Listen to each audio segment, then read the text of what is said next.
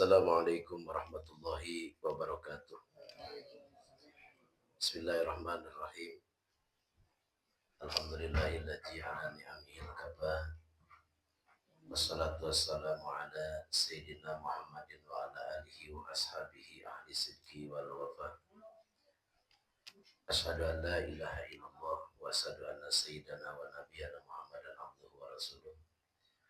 Allahumma shalli ala sayyidina Muhammadin al-fatih lima ughliq wal khatim lima sabaq. Nasiril haqqi bil haqqil hadi ila siratikal mustaqim. Wa salli wa sallim alaihi wa ala alihi haqqa qadrihi miqdarihil azim. Rabbi israh li sadri wa yassir li amri wa hlul 'uqdatam min lisani yafqahu qawli. Qala subhanaka la ilma lana illa ma 'allamtana innaka antal alimul hakim. Shadaqallahu wa sadaqa rasul. Hadirin jamaah sekalian yang dimuliakan Allah, yang sama-sama kita hormati guru kita Paman Ustaz Ahmad Tahad, juga ayahanda, bapak-bapak, ibu-ibu, hadirin wal hadirat yang dimuliakan Allah. Tentunya puji terdiri syukur kita panjatkan kehadirat Allah Subhanahu wa taala. Malam ini alhamdulillah kita bersyukur kepada Allah Subhanahu wa taala.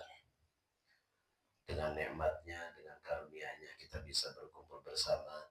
Mudah-mudahan perkumpulan ini menjadikan asbab Allah Subhanahu wa taala mengampuni dosa-dosa kita dan keluar kita dari majlis ini. Mudah-mudahan yang sakit Allah angkatkan penyakitnya. Yang sedang banyak urusan, mudah-mudahan Allah berikan kemudahan dalam segala urusannya. Yang punya hajat min hawaijid dunya wal akhirah, mudah-mudahan Allah kabulkan segala hajatnya. Dan tentunya mudah-mudahan keluar kita dari majlis ini pun dosa-dosa kita diampuni oleh Allah Subhanahu wa taala. Keluar dari majlis ini senantiasa kita mendapatkan keberkahan dunia dan akhirat.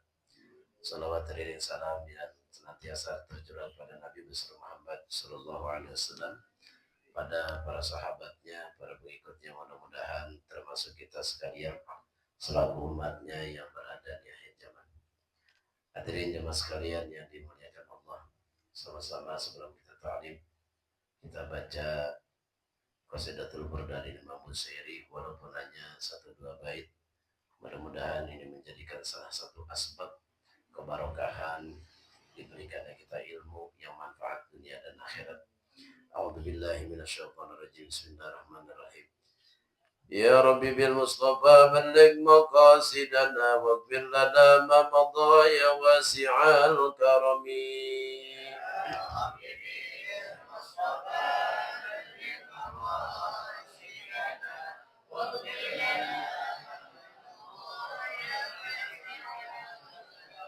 Ya akramal khalqi man aludhu bihi siwaka inda ululil hadithil amini.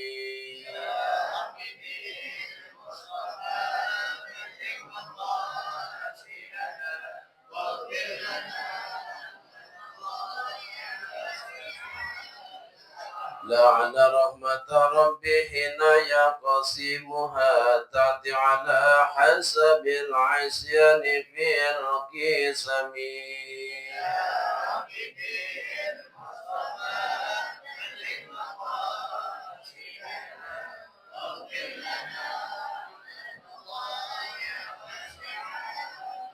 Ya Rabbi waj'al rajai ghaira mun'akisin ladaika waj'al hisabi ghaira munharimi.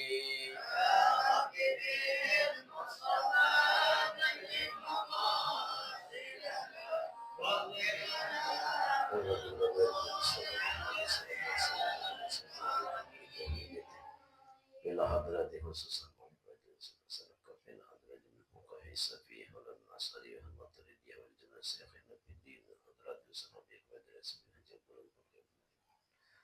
ولديهم وجميع مسيهم وصولهم وفرهم أحبهم أجمعين الله بلهم برحمهم ويجعل جنة نصرهم اللهم ربنا وربنا بركات من المسلمين أجمعين سعود إليهم الفاتحة. أعوذ بالله من الشيطان الرجيم. بسم الله الرحمن الرحيم. الحمد لله رب العالمين الرحمن الرحيم مالك يوم الدين إياك نعبد وإياك نستعين اهدنا الصراط المستقيم صراط الذين أنعمت عليهم غير المغضوب عليهم ولا Hadirin jamaah sekalian yang dimuliakan Allah. Minggu-minggu yang lalu termasuk minggu kemarin kita telah selesai membahas tentang rukun sholat. Dan sekarang kita masuk as-sunanul lati qabla sholat, yaitu adalah pekerjaan-pekerjaan sunnah yang dilaksanakan sebelum kita melaksanakan sholat. Jadi ada sunnah yang dikerjakan di saat kita sudah mulai sholat. Ada juga pekerjaan-pekerjaan sunnah yang kita lakukan sebelum kita mengerjakan sholat. Nah tentunya kesunahan-kesunahan ini sangat besar fadilahnya. Yang pertama, sunnah sebelum melaksanakan sholat, yaitu adalah al-adhan. Adhan artinya adalah al-ilam. Secara logat itu ada al-ilam, pemberitahuan, ngasih tahu. Jadi adhan ini adalah sebagai tanda pemberitahuan ketika sudah masuk waktu sholat. Nah sementara adhan itu sendiri fadilahnya apa? Ada ayat Al-Quran yang diturunkan, ayat Al-Quran ini diturunkan yang mengenai masalah adhan, yaitu adalah ayatnya wa man ahsanu qala mimman da'a ilallahi wa amila salihan wa qala innani muslimin. Nah ini ayat adhan. Wa man ahsanu qala mimman da'a ilallah, dan siapakah orang yang paling bagus perkataan mimman da'a ilallahi, daripada orang yang menyeru untuk apa? Untuk mendekatkan diri kepada Allah. Jadi tidak ada orang yang lebih baik dia punya perkataan, dia punya penyampaian. Penyampaian yang tadi adalah penyampaian untuk mengajak orang berbuat baik. Penyampaian yang dipakai adalah untuk mengajak orang taqarrub kepada Allah Subhanahu wa taala. Jadi enggak ada lagi tuh. Ya bahasa kitanya enggak ada omongan, enggak ada penyampaian yang lebih mulia daripada penyampaian yang dilakukan oleh seseorang untuk orang itu dekat kepada Allah. Wa amila salihan, dan dia melakukan amal baik. Dia melaksanakan segala macam kebaikan. Wa qala, dan dia berkata, innani minal muslimin. Qalat Sayyidatu Aisyah radhiyallahu anha, telah berkata oleh Sayyidah Aisyah radhiyallahu anha. Jadi Sayyidah Aisyah. Jadi yang berkata ini adalah Sayyidah Aisyah radhiyallahu anha, seorang ummahatul mukminin. Hadhil ayata nusilat bil mu'adzin. Bahwasanya aku mengetahui ayat tersebut diturunkan adalah untuk orang-orang yang sering adzan. Jadi ayat ini diturunkan untuk orang para muadzin. Wa qala sallallahu alaihi wasallam, fadilah daripada adzan. Jadi adzan itu bukan asal adzan begitu aja. Tapi adzan ini memiliki arti yang begitu besar dalam Islam. Adzan ini memiliki fadilah yang begitu istimewa. Karena Rasulullah ini sampai bilang yughfaru lil muadzini muntaha adzani. Seorang muadzin itu akan diampuni dosanya muntaha adzanihi, sampai akhir adzan dia. Jadi orang yang adzan itu, orang yang adzan dosanya tuh diampuni dari mulai dia adzan sampai adzannya habis. Bahkan di zaman Nabi itu ada satu sejarah, orang mau adzan itu berebut. Ya. Sampai-sampai apa? Sampai-sampai hampir terjadi apa tuh? Hampir terjadi baku hantam, para sahabat itu pengen adzan. Jadi zaman Nabi itu sahabat berebut pengen adzan. Nah kalau kita kan adzan bertorong-torong ya. Lu dah. Zaman Nabi itu orang adzan berebut. Sebab kenapa? Padilahnya adzan itu diampuni. Ya, diampuni dosa orang-orang yang adzan itu sampai akhirnya dia adzan. Apalagi adzannya adzan subuh. Adzan subuh kan Masya Allah. Ini orang-orang lagi enak tidur. Lagi enak tidur. Dibangun. Terus selain diampuni dosanya, padilah adzan itu apa? Wa yastaghfiru lahu kullu ratbin wa yabisin. Dan akan memintakan ampun kepada dia. Tiap-tiap segala makhluk yang basah dan yang kering. Jadi gede banget, Pak. Tukang adzan itu, yang ngedengar itu ya, semua makhluk Allah itu yang basah ataupun yang kering, ini mintakan adzan buat dia. Batu-batu ngedengar, batu mintain ampun buat adzan. Poncapi ngedengar, mintakan adzan, mintakan ampun buat dia. Rumput, berapa lembar rumput? Ikan, berapa juta ikan, berapa ribu ikan yang ngedengar, dia mintakan ampun untuk orang-orang yang ada. Makanya Abah semangat aja deh. Ya, biarin ya. Kita udah tua juga emang kadang udah ada. Jadi setiap makhluk yang ngedenger itu, makhluk Allah ini kan banyak. Ada yang benda hidup, ada yang benda mati, yang kering, yang basah. Ini semua mintakan ampun buat siapa? Untuk para mu'adzin.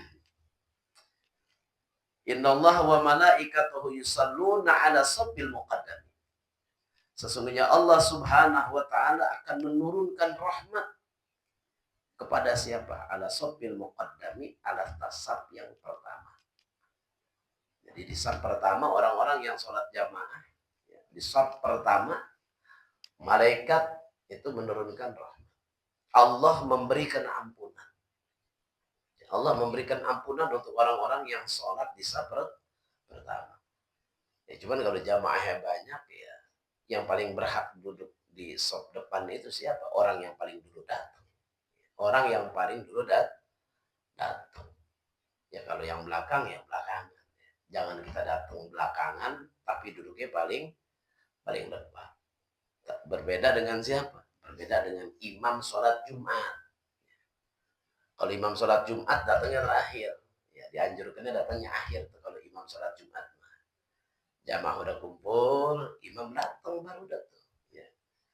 Jadi jangan kita kata gini, ada imam datang belakangan, imam Jumat. Orang udah kumpul, imam baru datang. Imam si kembeng banget, jamaah udah kumpul, imam baru datang. Berarti tuh imam tahu ilmu dia. Dia sholatnya datangnya belakangan. Kalau jamaah yang lain duluan. Kalau imam Jumat datangnya duluan, makmum kehabisan sama dia semuanya. Makanya imam Jumatnya datangnya belakangan. Siapa lagi yang diberikan rahmat, diberikan ampunan, wal mu'adzinu yughfaru lahu mada sautihi.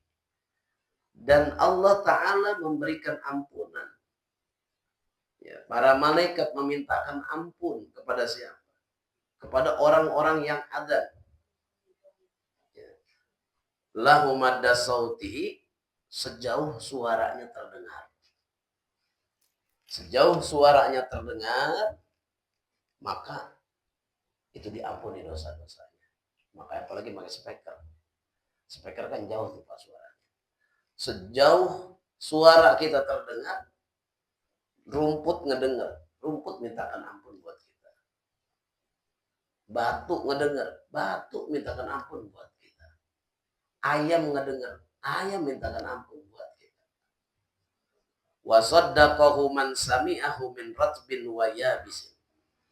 Wa saddaqahu, dan menjadikan saksi, akan memberikan persaksian kepada seorang muadzin, man sami'ahu, daripada akan segala makhluk, sami'ahu, yang telah mendengar akan adzannya, min ratbin wa yabisin, daripada makhluk yang basah ataupun yang kering. Jadi saksi itu nanti di yaumil qiyamah, batu mendengar, ya Allah benar Pak Nuh ajan jam berapa? Jam 4:30. Ya Allah benar Abah Muslim ajan Jam berapa? Jam setengah 5. Kenapa ajannya kesiangan juga? Ya itu batu saksi juga, ya Allah benar. Orang-orang udah lagi sholat, dia baru ajan, dia ajannya kesiangan, ya Allah. Jadi bersaksi itu, batu yang ngedenger kita adzan itu nanti di yaumil kiamah itu akan menjadikan saksi. Ya, tiang listrik kan makhluk Allah. Itu dia bersaksi juga. Walahu ajru man shalla ma'ahu. Dan baginya itu dapat pahala. Pahala orang yang sholat berserta dia. Ada ulama mengatakan pahala orang yang sholat berserta dia dan orang yang sholat dengan sebab panggilan adzannya. Masya Allah, ini berarti kan gede banget ini pahala adzan. Jadi Allah memberikan pahala orang yang adzan itu ya sebanyak orang yang sholat dengan sebab panggilan adzan dia, tanpa mengurangi pahala orang yang sholat tadi, nggak dikurangi. Artinya pahala yang sholat ya sholat, pahala yang adzan ya adzan, cuman dia dapat juga tuh jatah, dapat juga bagian daripada pahala orang-orang yang sholat. Berarti kalau misalnya kita adzan yang sholat dengan sebab panggilan adzan kita 100 orang, ya berarti kita dapat pahala. Bagian sholat mereka tuh 100. Apa misalnya yang ngedengarnya 50, yang 50 itu langsung sholat sebab panggilan adzan kita pun dapat. Sebab kenapa? Sebab kita ini menjadi sebab. Kita menjadi sebab orang melaksanakan sholat. Sebabnya apa? Sebab mengetahui sudah masuk waktu. Kalau Johor mungkin insya Allah banyak. Asar banyak. Ya mudah-mudahan pas ngedengar adzan subuh juga banyak juga. Ya, cuman yang pas ngedengar ya bangun. Ya. Kan ada yang ngedengar pura-pura nggak ngedengar. Ada yang ngedengar tidur. Macam-macam dah. Nah ini padilahnya. Ini padilah daripada adzan. Nah ini kesunahan ini dilakukan sebelum kita melaksanakan sholat. Nah sekarang syaratnya muadzin. Ya, muadzin itu ada syaratnya, bukan asal Allahu Akbar doang. Ya. Syaratnya muadzin al-Islam. Ya, yang pertama, muadzin itu wajib dia orang muslim. Fala yasihu min kafirin aw murtadin. Maka tidak sah. Ya, artinya tidak teranggap kalau yang adzan itu non muslim atau orang murtad. Ini yang pertama.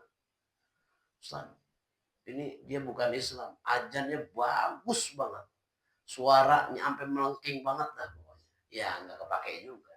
Ala yasihu. Jadi syarat yang pertamanya adalah muslim. Yang kedua syaratnya muadzin itu adalah at-tamyiz. Tamyiz. Beda tamyiz, beda akil balik. Kalau tamyiz itu anak yang sudah bisa membedakan mana kiri, mana kanan. Itu orang berarti udah tamyiz. Membedakan mana barah, mana kue. Dia sudah membedakan mana yang bagus, mana yang jelek. Berarti orang itu sudah tamyiz. Ya. Misalnya anak usia 7 tahun. Ya, 7 tahun itu anak udah tamyiz, Pak. Jadi kalau misalnya ada anak kita usia 7 tahun adzan, ya udah biarin. 6 tahun udah tamyiz, azan, sah adzannya. Jadi yang enggak sah itu fala yasihu mimman la yatamayyaz lahu. Maka tidak sah berazan anak yang belum tamyiz. Ya kita harus pahami itu. Jadi tamyiz dengan akil balik itu beda. Kalau akil balik ya udah mimpi ihtilam dengan syarat-syarat yang 3 dengan tanda-tandanya. Kalau tamyiz di bawah itu, dia udah bisa makan sendiri, dia udah bisa toharoh sendiri, dia bisa bedain mana yang baik, mana yang buruk, mana kanan, mana kiri. Ketika dia azan Jumat misalnya, dia azan nih, sah apa kagak? Sah. Kenapa? Sebab anak itu sudah tamyiz. Yang kedua syarat tamyiz itu az-zukuratu, laki-laki. Jadi laki-laki. Fala yasihu min untha au khuntha. Maka tidak sah berazan itu perempuan. Bahkan tidak dianjurkan perempuan azan. Perempuan itu dianjurkannya iqomah. Ya. Perempuan nggak dianjurkan azan. Andai kata dia azan, maka tidak sah azan. Al-hunsa atau banci. Ya, bancinya banci muskil. Ya. Bukan banci yang umumnya di kita, bukan. Ya, itu mah banci apa tahu. Ya. Ya, banci kaleng itu mah. Hunsa di sini banci itu orang yang memiliki dua alat kelamin bancinya. Kan 1001 Pak yang begitu. Yang disebut banci itu di dalam ilmu fikih itu orang yang punya dua alat kelamin. Ada kelamin laki-laki, ada kelamin perempuan. Kalau yang berfungsinya laki-laki, yang perempuannya tidak berfungsi, maka orang itu dihukumkan laki-laki. Kalau misalnya yang berfungsinya itu perempuan, yang laki-lakinya tidak berfungsi, maka dihukumkannya perempuan. Itu namanya banci. Nah, kalau yang ada di kita banci apa itu? Nah, itu mah penyakit. Ya. Itu mah namanya laki-laki yang menyerupai perempuan. Nggak masuk di dalam bab banci itu mah. Itu mah nggak masuk. Itu mah masuknya apa? Itu mah masuknya bagian salah satu makhluk yang terlaknat. Ya. Salah satu makhluk yang terlaknat yaitu adalah laki-laki menyerupai perempuan. Atau perempuan menyerupai laki-laki. Itu mah makhluk terlaknat. Ya. Jadi jangan dibilang emang udah kodrat dia menjadi begitu. Enak baik. Kodrat dari mana yang begitu? Yang namanya udah kodrat mah itu kalau dia punya dua alat kelamin. Nah kalau kayak banci model-model kayak begitu, lunggak lenggok, rambut diikat ya, pakai lipstik, itu mah apa? Penyakit. Itu bagian daripada makhluk yang terlaknat. Bahkan bukan cuma Allah dan malaikatnya yang melaknat orang-orang seperti itu. Bahkan ada satu keterangan ketika ada manusia yang kayak begitu berjalan di muka bumi, semua makhluk yang dia lewati itu melaknat dia. Termasuk apa? Puunan ngelaknat. Bumi yang diinjek sama dia kagak redo. Ya. Bumi kagak redo diinjek sama makhluk yang kayak begitu. Rumput kagak redo dilewatin sama dia. La'anahumullahul malaikat wa man. Melaknat oleh Allah kepada orang-orang yang menyerupai. Laki-laki menyerupai perempuan. Perempuan menyerupai laki-laki. Na'udzubillah min dzalik. Ini apalagi nih akhir zaman. Ya, akhir zaman. Di akhir zaman yang begitu-gitu bukan apa? Bukan sedikit. Akhir zaman ini banyak. Ya.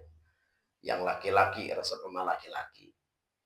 Perempuan resep sama perempuan. Jadi perbuatan-perbuatan maksiat yang dilakukan oleh sebagian umat Nabi Lut dilakukan juga oleh umat zaman ini. Bukan Nabi Lutnya, tapi umatnya. Ya kan mereka resepnya sama laki-laki. Mereka resepnya sama perempuan. Nah siksanya apa Pak? Siksanya itu orang yang laki-laki demen dengan laki-laki. Perempuan demen dengan perempuan. Siksanya apa tuh di dalam Al-Quran dijelaskan. Waja'alna aliyaha sapilaha. Kami jadikan aliyaha atasnya bumi sapilaha jadi bawah. Jadi bawah. Berarti begini nih. Ini bumi ini atas di bawah. Di kaum Nabi Lut nih ditublakan begitu. Ditublakan. Atasnya bumi ditublakan jadi bawah. Jadi bawah. Nauzubillah min dzalik. Nih zaman sekarang model-model begitu banyak. Ini. Jadi yang kedua adalah sudah tamyiz. Yang ketiganya zukurah. Yang keempatnya sunnah di dalam adzan ayyakuna arifan bi khuduhuril waqti. Bahwa orang yang adzan itu sudah mengetahui biduhulil waktu dengan masuknya waktu. Jangan dia adzan bulan masuk waktu. Mentang-mentang semangat adzannya. Ya, waktu belum masuk, dia udah adzan. Iya kalau sholat Zuhur. Gimana kalau sholat maghrib di bulan Ramadan? Nah, belum masuk waktu, dia udah adzan. Misalnya waktu maghrib masih kurang 1 menit. Dia adzan. Itu kan udah secara otomatis orang yang ngedenger itu udah pasti buka. Nah, bukanya orang tadi berarti belum masuk waktu. berarti orang itu tidak sah puasanya, batal. Berarti orang itu puasanya batal karena dia berbuka belum masuk waktu. Kan enggak tahu. Ya dia mah kan wajib bayar qadha. Karena dia berbuka belum pada waktunya, berarti dia sudah batal dan dia wajib bayar qadha. Terus kan dia nggak tahu kalau itu belum masuk waktu karena sebab adanya yang adzan. Berarti yang punya tanggung jawab itu siapa? Yang adzan. Itu. Yang punya tanggung jawab yang adzan. Kenapa sebelum maghrib dia adzan? Yang buka 30 orang. Yang mestinya bayar qadha kagak pada bayar qadha ya karena nggak tahu mereka. Ya udah tanggung jawab sama yang adzan. Makanya adzan itu salah satu syaratnya ayyakuna arifan bidukhulil waqti likai yaqa'al adzanu mawqi'ah. Agar adzan ini terjadi memang sudah pada waktunya. Nah, ini sekarang wasunanu fil adzani. Sunnah-sunnah di dalam adzan. Ada nih sunnah dalam adzan. Mana sunnah-sunnah dalam adzan? Wad'ul mu'adzini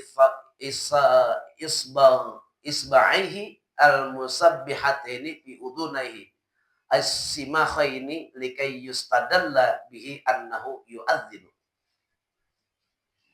Jadi yang pertama sunnah bagi muadzin itu meletakkan ya, dua jarinya di mana? Di dua telinganya. Ini nih. Ya, di sini. Di sini. Ditutupkan sini. Nah, ini sunnah, Pak. Jadi sunnah tuh adzan begini. Dua jarinya di sini. Jadi sunnahnya begini. Bukan begini. Ya. Kalau ini menekuk pada geledek. Ya. Kalau menekuk pada geledek begini. Ya. Kalau begini ada geledek begini. Atau ada bocah ngebut begini. Adzan mah begini tuh. Telunjuk kita nih. Tutup ini. Tutupkan di sini lubang kuping. Ya. Dua-duanya sunnahnya. Ustaz kan ribet banget megang mic. Ya kalau misalnya kagak ada, misalnya yang tangan satu megang mic, afdalnya yang mana? Kalau salah satunya, penggantinya. Kalau misalnya tangan satu megang mic, maka yang ditutup pakai yang kanan, yang kiri megang mic. Emang yang enak mah mic-nya berdiri, jadi kita langsung begini. Nah ini sunnah, Pak. Jadi jangan apa? Kagak ada dasarnya itu, nggak ada anjurannya, aja segala nukap kuping begitu. Ya ada. Ya. Itu disunahkan itu. Ajan itu nutup telinga. Ya, dengan apa nutupnya ini? Terus yang keduanya apa? Al-iltibatu inda haylati bil adani wal iqamah. Dan kita menengok ya, pada waktu pengucapan dua hayya 'ala shalah dan hayya 'alal falah ay haylah. Fal tabitu yaminan inda haylatil ula. Artinya dianjurkan kita ini hendaklah nengok ke kanan pada waktu hayya 'ala shalah. Hayya 'ala shalah. Hayya 'ala shalah. Ini ke kanan.